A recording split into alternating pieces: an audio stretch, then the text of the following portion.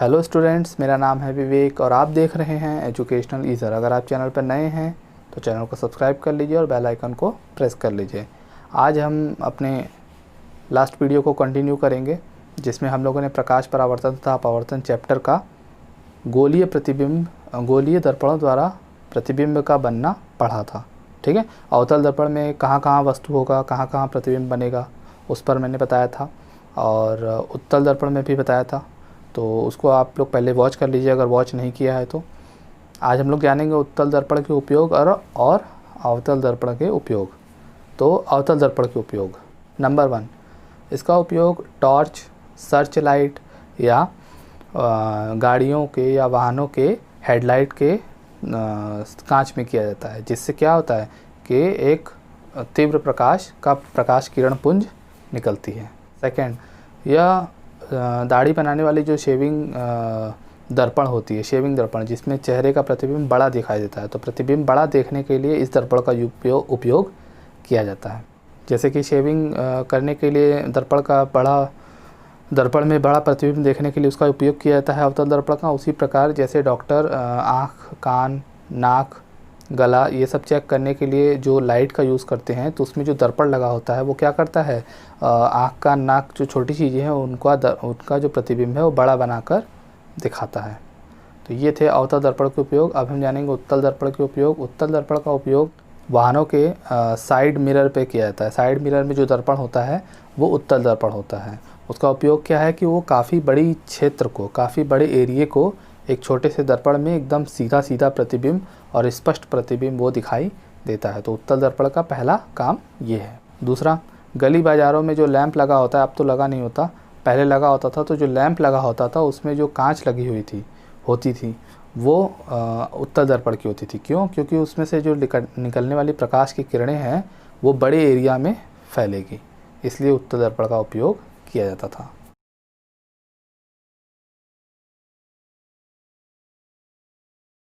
Next topic है हमारा गोलीय दर्पण की वक्रता, त्रिज्या और फोकस दूरी में संबंध। अगर कोई गोलीय दर्पण, मान लो ये अवतल दर्पण है, ठीक है, तो इसके लिए जो फोकस दूरी ये f होती थी, जिसको स्मॉल f से लिखते थे, और वक्रता केंद्र की दूरी को हम वक्रता त्रिज्या कहते थे। तो इसका संबंध जानना है। तो किसी छोटे द्वारक वाले दर्पण के लिए, छोटे द्वारक क्या होता है, ये होता है द्वारक, यानी आप बोल सकते हो किसी छोटे दर्पण के लिए जो वक्रता त्रिज्या होती है वो फोकस दूरी की दोगुनी होती है। जो वक्रता त्रिज्या होती है वो फोकस दूरी की दोगुनी होती है। ठीक है, या ऐसे बोल सकते हो जो फोकस दूरी होता है वो वक्रता त्रिज्या का आधा होता है। यही संबंध होता है। आप देख के भी अनुमान लगा सकते हो कि जो फोकस दूरी है वो वक्रता त्रिज्या का आधा है, या ऐसे भी बोल सकते हो कि वक्रता त्रिज्या फोकस दूरी का डबल है, दोगुना है। अगला देखते हैं। अगला है दर्पण सूत्र। दर्पण सूत्र क्या होता है? जैसे कि कोई गोलीय दर्पण है, ठीक है, तो दर्पण सूत्र का मतलब u, v और f में संबंध। ठीक है, u, v, f क्या है? u जो है वस्तु की दूरी है। जैसे मान लो वस्तु यहाँ रखा हुआ है, तो ये ध्रुव है ना, ये ध्रुव है। ध्रुव से वस्तु की जो दूरी होती है उसको हम बोलते हैं u, ठीक है। और जो प्रतिबिंब की दूरी है, प्रतिबिंब कभी हो सकता है कि यहाँ बन रहा हो सकता है यहाँ बन रहा हो, तो ध्रुव से प्रतिबिंब की दूरी जो होती है वो v कहलाती है। ध्रुव से वस्तु की दूरी u, ध्रुव से प्रतिबिंब की दूरी v, और ध्रुव से फोकस दूरी वो क्या कहलाती है, f। ठीक है, तो अवतल दर्पण के लिए फोकस इधर होता है, ठीक, लेकिन उत्तल दर्पण के लिए फोकस इधर होता है, तो उसकी दूरी को फोकस दूरी कहेंगे। अब इसका संबंध क्या होता है? इसका संबंध यही होता है 1/f = 1/v + 1/u। इस पर बहुत सारे क्वेश्चन हम लोग करेंगे, एग्ज़ाम में भी आता है। तो 1/f पर 1/f = 1/v + 1/u, यही होता है दर्पण सूत्र। या तुमसे बोले कि u, v और f में संबंध बताइए, तो वो यही होगा।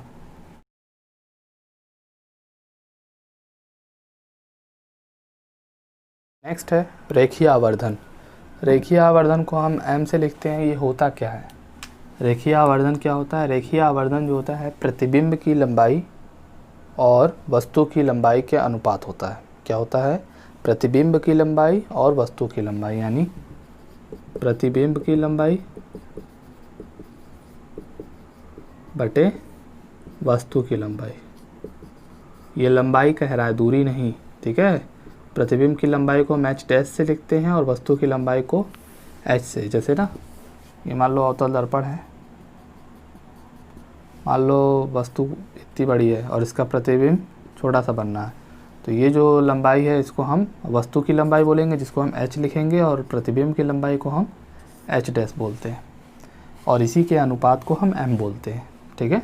तो रेखीय आवर्धन क्या है, मुख्य अक्ष के लंबवत वस्तु की प्रतिबिंब की लंबाई और वस्तु की लंबाई के अनुपात को रेखीय आवर्धन कहते हैं। तो यानी यहाँ से आपका फॉर्मूला निकला h डैश बटे h जो है प्रतिबिंब की लंबाई है और h जो है वस्तु की लंबाई। एक और फार्मूला होता है दूरी के हिसाब से -v बटे u, यानी वस्तु की दूरी बटे प्रतिबिंब की दूरी बटे वस्तु की दूरी। v क्या था, प्रतिबिंब की दूरी, और u क्या है, वस्तु की दूरी। तो ये भी होता है, कहीं कहीं पे ये यूज़ कर सकते हैं और कहीं कहीं पे ये। h जो है प्रतिबिंब की लंबाई है, v जो है प्रतिबिंब की दूरी। जैसे मान लो यही प्रतिबिंब बना है तो इसकी जो दूरी है ध्रुव से वो v कहलाएगा, लेकिन जो उसकी लंबाई है वो h डैश कहलाएगा। उसी तरह वस्तु की जो दूरी है वो u कहलाएगी, लेकिन उसकी जो लंबाई है वो h कहलाएगा, ठीक है। तो इसमें अंतर रखना कि ये दूरी है, ये दूरियों का अनुपात है और ये लंबाइयों का अनुपात है, ठीक है।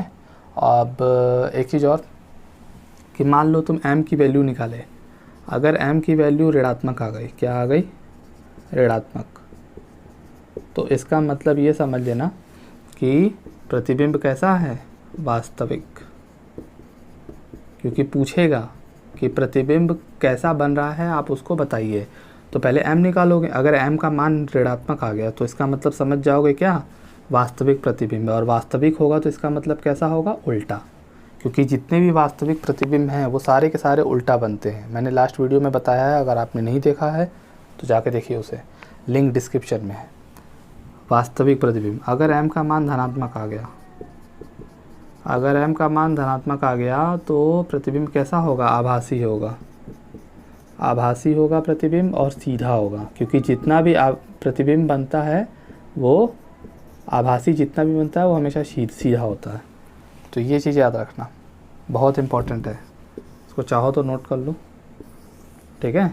एक चीज़ और है इसमें, अब ये तो प्रतिबिंब के आकार के बारे में है, ठीक है। अब उसकी लंबाई के बारे में बात करते हैं प्रतिबिंब का। अगर m का मान 1 आया तो प्रतिबिंब कैसा होगा, प्रतिबिंब एकदम वस्तु के बराबर होगा, वस्तु के बराबर।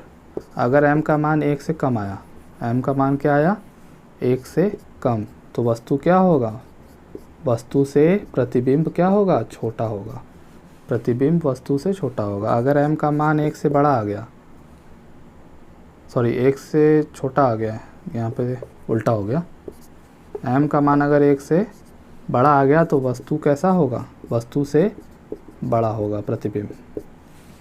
अगर m का मान 1 आया तो प्रतिबिंब वस्तु के बराबर, m का मान 1 से छोटा आया तो प्रतिबिंब वस्तु से छोटा होगा, अगर m का मान 1 से बड़ा आया तो प्रतिबिंब वस्तु से बड़ा होगा। तो ये कुछ चीज़ें हैं जो अगर हम m निकालेंगे सवाल में तो उसके ज़रिए हम बता सकते हैं कि प्रतिबिंब का आकार कैसा है, उसकी लंबाई कैसी है।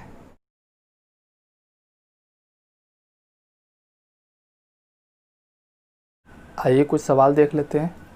इसमें कह रहा है यदि कोई वस्तु उत्तल दर्पण के सम्मुख 40 सेंटीमीटर दूर पर स्थित है तो जिसका प्रतिबिंब 10 सेंटीमीटर दूर पर बनता है तो फोकस दूरी क्या होगी। तो देखो कह रहा है कि वस्तु जो है वो 40 सेंटीमीटर दूर पर है और उत्तल दर्पण है, तो उत्तल दर्पण का जो प्रतिबिंब बनता है, अगर आपने लास्ट वीडियो देखा है तो आपको पता होगा उत्तल दर्पण का प्रतिबिंब हमेशा इधर बनता है। तो जब इधर बनता है तो मैंने कल बताया था चिन्ह परिपाटी, तो वस्तु प्रतिबिंब की जो दूरी होगी उसका मान हम क्या लेंगे, धनात्मक, ठीक है। और वस्तु हमेशा ऋणात्मक होता है, ठीक है। वस्तु की दूरी हमेशा क्या होती है, वो ऋणात्मक होती है। लेकिन अगर ये अवतल दर्पण होता और बोलता कि वस्तु का प्रतिबिंब 10 सेंटीमीटर है तो उसको हम क्या लेते, ऋणात्मक,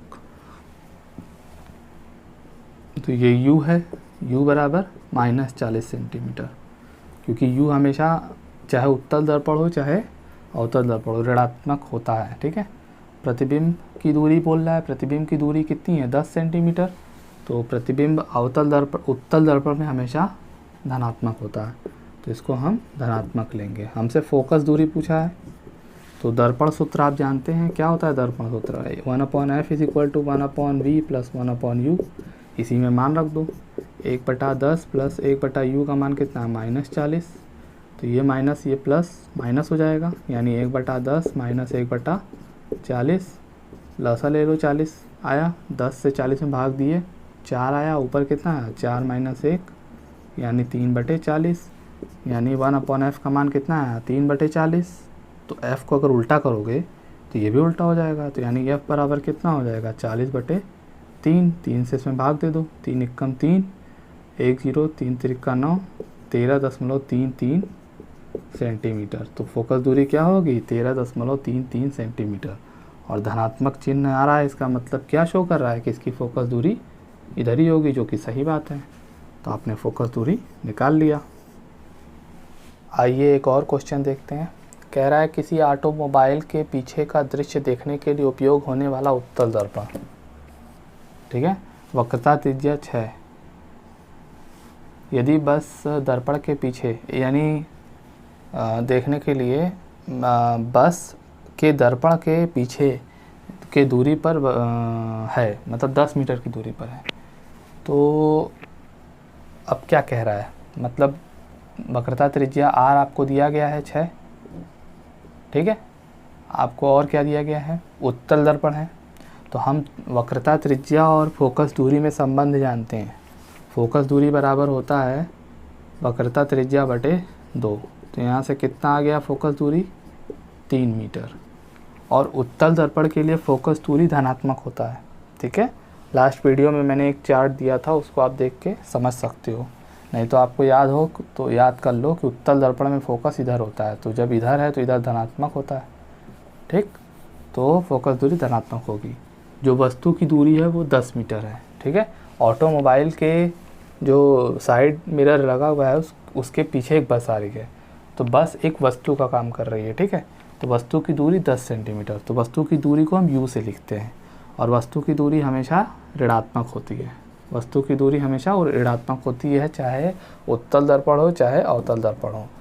ठीक, हमें f पता चल गया है, u पता चल गया है, तो v निकाल लेंगे। फॉर्मूला क्या है 1/f = 1/v + 1/u, तो 1/f का मान कितना है 3, 1/v निकालना है, और u कितना है 1/-10, तो इसको उठा के इधर ले आएंगे तो कितना हो जाएगा 1/3 + 1/10 हो जाएगा, क्योंकि ये माइनस है तो इधर आएगा तो प्लस हो जाएगा। अब इसको हल कर लो, तो 10 और 3 का लसा 3 आएगा, 30 आएगा, 3 से 30 में भाग दे दोगे 10 आएगा, 10 एक कम 10, 10 से 30 में भाग दिए 3 आया, बराबर 1/v। तो यहाँ से क्या मिला 13/30 बराबर 1/v, यानी v का मान कितना है 30/13 मीटर। ठीक है, तो v का मान इतना आ गया। अब हम लोगों को क्या करना है, बोल रहा है इसकी स्थिति प्रकृति और आकार बताइए, इसकी स्थिति प्रकृति और आकार बताइए। तो उसको निकालने के लिए हम लोग m निकालते हैं। मैंने बताया था रेखीय आवर्धन से ही आपको सब कुछ पता चलेगा। रेखीय आवर्धन बराबर 2 फॉर्मूला होता है, एक होता है h'/h, प्रतिबिंब की लंबाई बटे वस्तु की लंबाई, या प्रतिबिंब की दूरी बटे वस्तु की दूरी। ठीक है, आप दोनों में से कोई एक फॉर्मूला लगा सकते हो। तो यहाँ हमें वस्तु की लंबाई के बारे में तो कोई बात ही नहीं किया है, सिर्फ वस्तु की दूरी के बारे में बात किया है, और प्रतिबिंब की दूरी के बारे में तो हम ये वाला फॉर्मूला लगाएंगे, यानी m बराबर -v/u। तो इसमें मान रख देते हैं, v का मान कितना है 30/13, तो 30/13 बटे में u का मान कितना है -10, तो इस माइनस से माइनस कट गया, ये 13 नीचे आ जाएगा, तो 30/10 × 13, तो 10 से ये कट गया, तो यानी m का मान कितना है यहाँ 3/13। इसको अगर दशमलव में बदलो तो 0.13 × 26, 4 0, 13 × 39, मीटर, कुछ यही आएगा। तो जब मैंने रेखीय आवर्धन का आप लोगों को फॉर्मूला बताया था तो मैंने ये बताया था कि अगर उसका मान 1 से कम आए, उसका मान 1 से कम आए तो इसका मतलब प्रतिबिंब की लंबाई वस्तु से छोटी है। तो बोल सकते हो प्रतिबिंब की लंबाई वस्तु से छोटी है।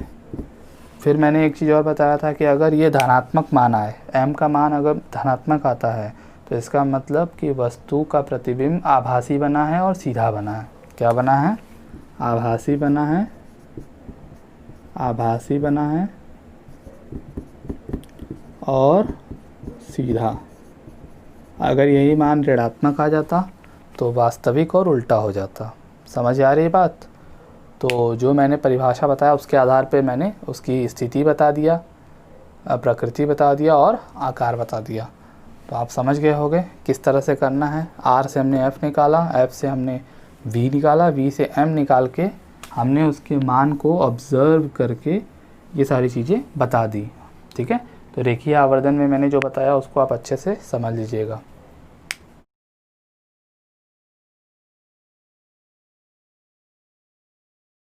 तो आज की वीडियो हमारी यहीं तक थी। उम्मीद करता हूँ आपको वीडियो समझ में आया होगा। अगर वीडियो समझ में आया है तो उसको लाइक कर दीजिए, सब्सक्राइब नहीं किया है तो सब्सक्राइब कर दीजिए, अपने दोस्तों से शेयर करिए, चैनल को सपोर्ट करिए। हम लोग मिलेंगे नेक्स्ट वीडियो में, तब तक के लिए बाय बाय।